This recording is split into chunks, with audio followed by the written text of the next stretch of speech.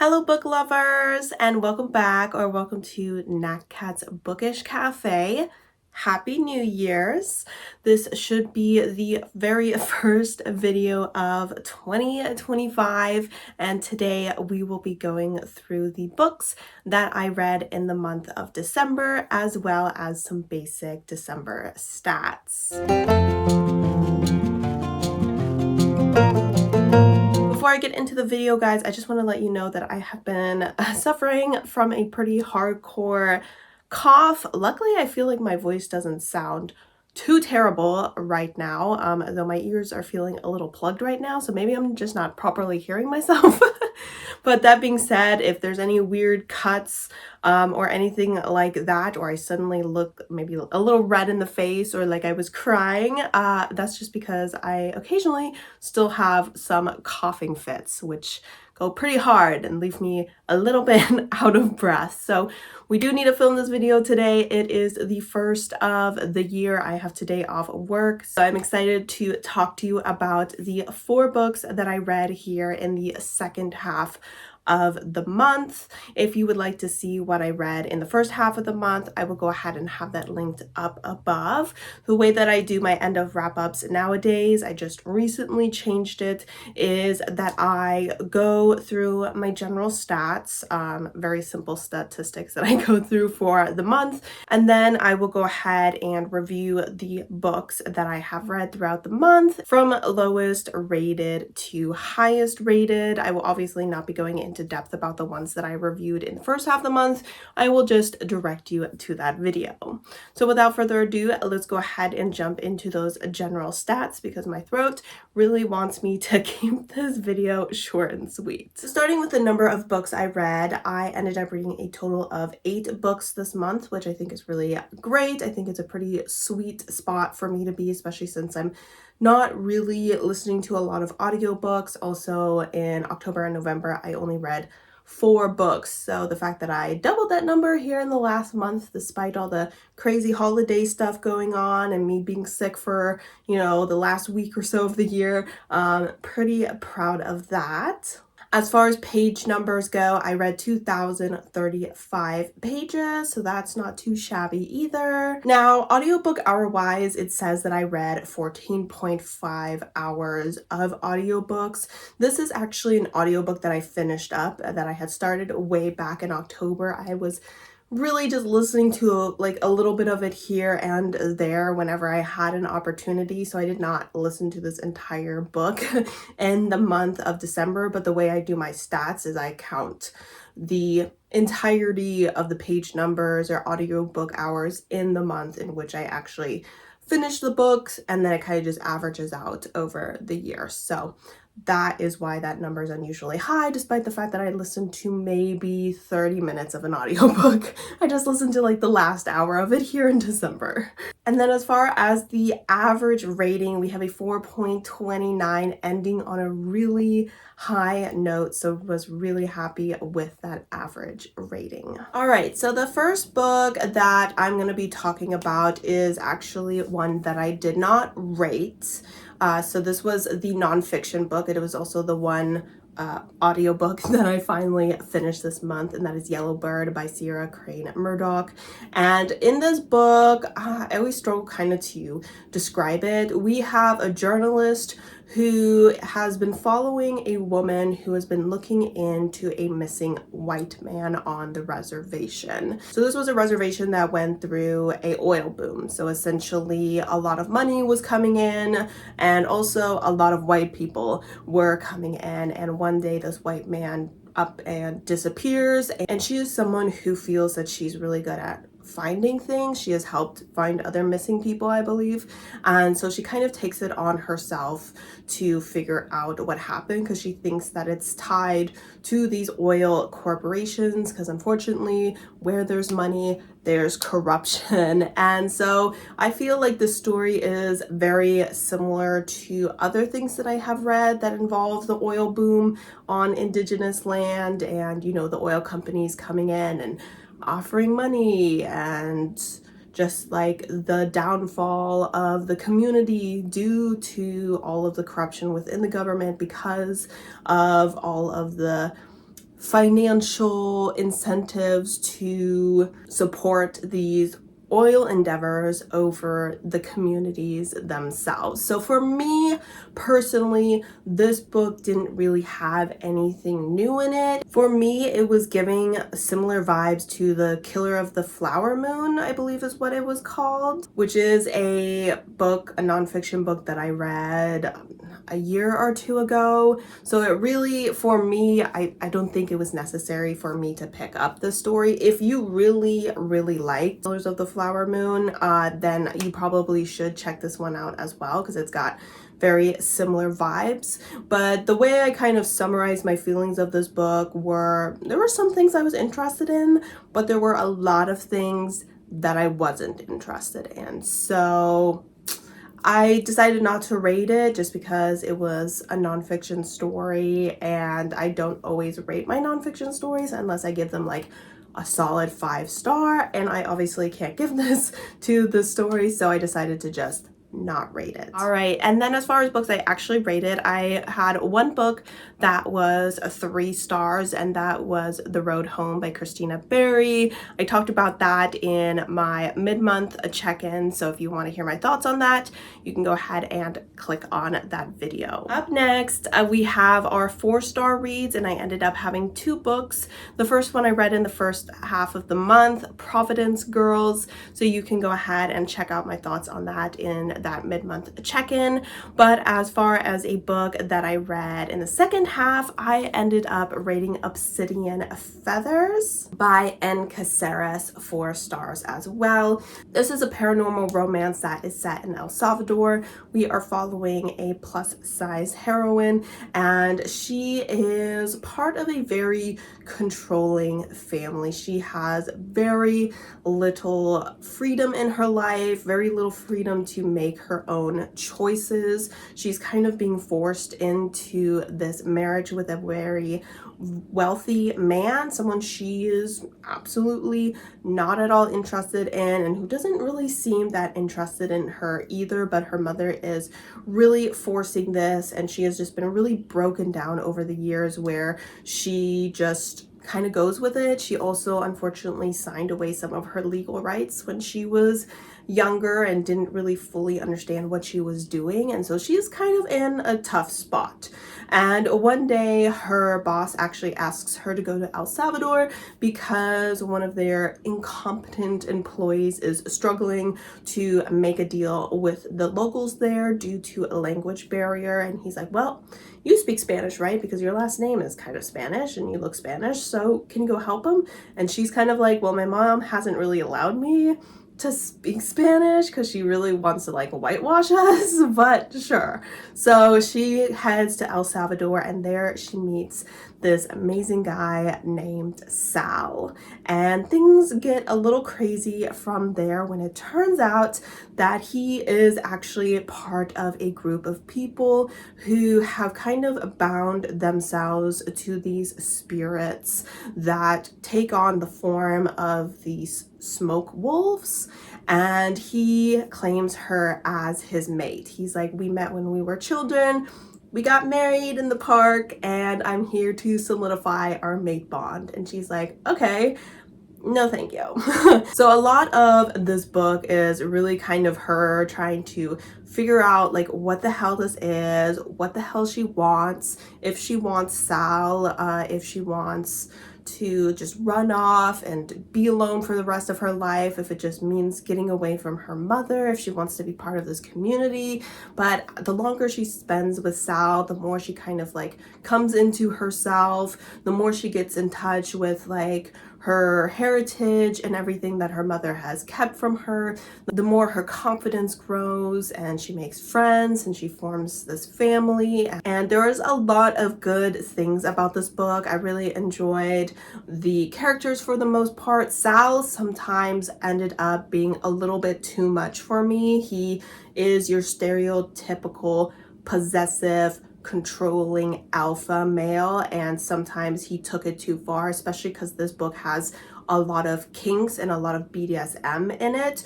So he often used physical pain as a way to control her. She was, for the most part, really down with it, but sometimes for me, the line was a little bit too blurred to the point where it made me a little bit uncomfortable. But other times when it was very clear that she was into it, the author really knew how to write a good smut scene. I really did enjoy the world building, kind of learning a little bit more about this tribe and kind of learning about the history of how they started to connect with these spirits, why these spirits need a connection with them, and kind of what they need in order to survive, and kind of how their hierarchies and whatnot work. So it was a very interesting story, and for the most part, I like the characters, I like the smut. World building, writing was good. I thought it had a good amount of action in it. I did struggle with the pacing a little bit, which is why I gave it 4 stars. This book is over 500 pages, which I personally think for most romances is just too long. So I feel like in the middle we struggled a little bit with repetitive plot points, and then also towards the end it was a little tiny bit anticlimactic, but I will say that in the end I did also really enjoy watching our character stand up to her mother, so that was relatively well done. All right, moving on to the 4.5 star reads. I had 2 of these as well. The first one was going to be the second part of the Criminal Intentions finale by Cole McCade, and once again I read this in the first half of the month, so you can check out my thoughts in that mid-month check-in video. The other book that I gave a 4.5 stars was actually the last book that I read this year, and that was going to be A Trick Shot. This is by Kayla Gross, and this was just a quick Christmas smutty novella. It is a polyamorous romance. We are following, I should know all their names because I literally just read it yesterday. We have Riley, who is our female. Then we have Jace, who's the big guy with the tattoos. And then we have Leo. And so we get all 3 points of view throughout this story, which I do enjoy hearing all the points of view of characters within a romance. So I was definitely glad we got that. Essentially, we start off with Leo at the airport. His flight has been delayed. He's trying to get from New York, I believe, to Seattle for Christmas. And with the weather, it's looking like his flight might be canceled. He ends up getting approached by Riley, who mistakes him for his twin brother, Lucas, who is a famous hockey player. And Leo kind of just decides to go with it because he's like, you know what? Why not? You know, what's the harm? We're just gonna sit here at the bar for a little while. However, once their flight is canceled, the 2 of them realize that they've been having a really good time together, and so they would like to go ahead and carry on into the night. And so he invites her over to his penthouse so that they can spend the night together and maybe include his roommate slash friend, Jace. And she's like, you know what? You only live once. And so essentially this whole book is just the 3 of them getting down and dirty for the entire night. I had a really great time with this story. I mean, usually with like novellas like this, I struggle a little because I'm like, I don't really feel the connection between the characters. So watching them have all this sex is like awkward and meaningless. But this author was really able to just quickly establish this like connection between these characters. Like I truly believed the insta love, the love at first sight, which is not something that often happens for me, but this author did it, where I was like, yes, I feel like after one night, these 3 know that they belong together, and I fully support this relationship. So I had to give it 4.5 stars. I had a lot of fun with it, even though I was reading it while relatively sick. So it took me like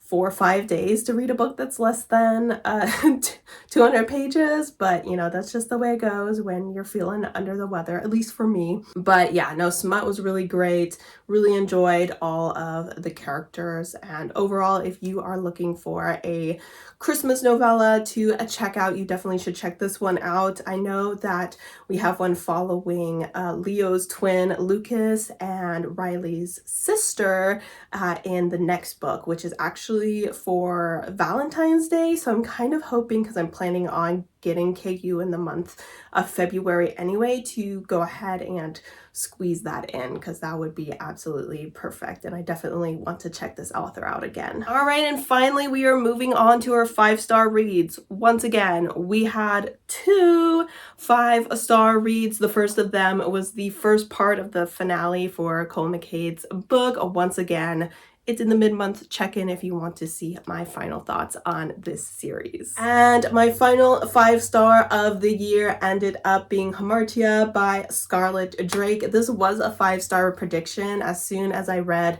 the concept of American rock star meets K-pop idol, I was like, I'm gonna yum yum yum yum yum. I'm gonna eat this up, and I really did. I loved these characters so much, I swear. Like, especially Jae-young, I would gladly have him as my son. I'm like, let me adopt you, okay? I know that your father is disappointed in you because you're a queer man, but fuck your dad. I'm your daddy now.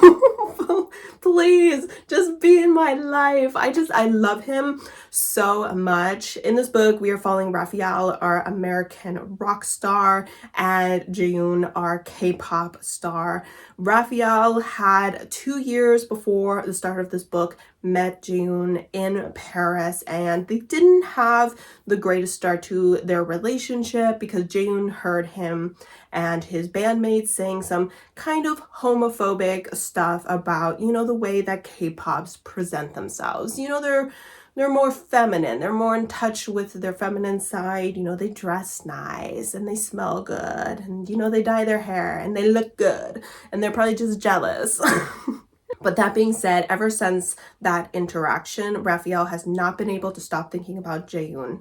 And now it is 2 years later, Raphael is engaged to a beautiful Italian woman, I believe she's Italian, named Camille, and he runs into Jaeyoon again. And this time, he's not gonna let Jaeyoon walk away. So this definitely is kind of like a queer awakening story where our character is a little bit in denial about being a queer man, and he's very confused because Jaeyoon is the only person that he's ever felt this about, but at the same time he just knows that Jaeyoon is the person he wants to spend his life worshiping. Raphael, like, if no one on planet Earth loves Jaeyoon, Raphael is dead. He is like his #1 fan. Like, he worships this man. He will do anything to be with this man. He's like, you want me to just fly to Korea? You want me to learn Korean? No problem. Let me go figure it out. You know, he is just willing to do absolutely anything to show Jaeyoon that he loves him, and doesn't just like love him because he's a K-pop star and because he's famous and because he's talented. He's like, I love you for everything that you are. And Jaeyoon is definitely a little insecure man. You know, I'm sure a lot of people in the entertainment industry are, because you're constantly striving for perfection and never feeling like you're achieving it, and just having him find this safe space with Raphael where he can like really be himself, and he just feels really comfortable and open and loved, and someone that he can fully love and who can give him everything that he needs, because he's just never found someone who could do that. It's just like, my heart. I loved them, and the smut was really good. And I will say, like, towards the end, it was all a little bit High School Musical, like, woo, everything works out perfect, we're all in this together, and there's few consequences for, you know, some of the drama we created, but oh well, you know. I didn't care. I was like, yeah, it's unrealistic. And probably Raphael should have faced some more consequences for like cheating on his fiance. She was maybe a little too understanding, but I couldn't bring myself to care. I'm sorry. So I ended up giving this 5 stars, and I'm definitely glad that I was able to squeeze it in here at the end of the year. All right, guys, we made it through this entire video without me coughing one single time. Honestly, I'm like thoroughly impressed with myself, and I just want to give my throat a little pat on the throat. Pat on the throat. All right. I jinxed it. I'm sorry. All right. So those are all the books that I read in the second half of the month. Okay. Those are the last books that I read here in 2024. And with those ratings, I would say we ended on a relatively high note. Now, if you may remember, this was my December bingo board, and this is kind of what it looks like. I did not get my 2 bingos, which was my goal. I did get 1 bingo, so a little bit of a bummer that we didn't quite accomplish that, but I really think that me getting sick there at the end of the month kind of threw a wrench into things a little bit, so I'm not going to be too upset about it. I really made sure that I was taking care of my body and just resting and not pushing myself to do anything that I didn't want to do or didn't feel fully capable of doing, because that would just make me feel sick longer, as we know. So yes, that is the bingo board. Not fully accomplished, but still we read some amazing books, not just this month, but this year. I will be starting on some of my end of year content here as we go into January, so you have that to look forward to. I would love to know what books you guys read here in the month of December. Did you get any last minute 5 stars?